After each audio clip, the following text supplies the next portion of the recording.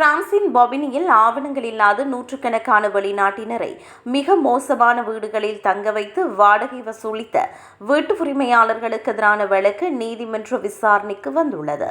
இந்த வழக்கில் சுமார் 120 பெரியவர்கள் மற்றும் 80 சிறுவர்கள் உட்பட 200க்கும் மேற்பட்டோர் தங்களுக்கு நேர்ந்த அநீதிகளுக்கு எதிராக முறைப்பாடு செய்துள்ளனர்.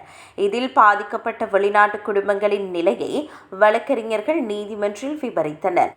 பாதிக்கப்பட்ட யாசின் என்ற அல்ஜீரிய தந்தை தனது மனைவி மற்றும் 5 குழந்தைகளுடன் வெறும் 20 சதுர மீட்டர் பலப்பரவே கொண்ட நிலத்தடி போன்ற ஒரு சிறிய அறையில் 6 மாதங்கள் மின்சாரம் இல்லாமல் வாழ்ந்ததாக கண்ணீருடன் சாட்சியம் அளித்தார். அந்த வீட்டில் கரப்பான்கள், எலிகள், பூஞ்சைகள் நிறைந்திருந்ததாகவும் சாக்கடை நீர் வீட்டிற்குள் புகுந்ததாகவும் கூறப்பட்டுள்ளது.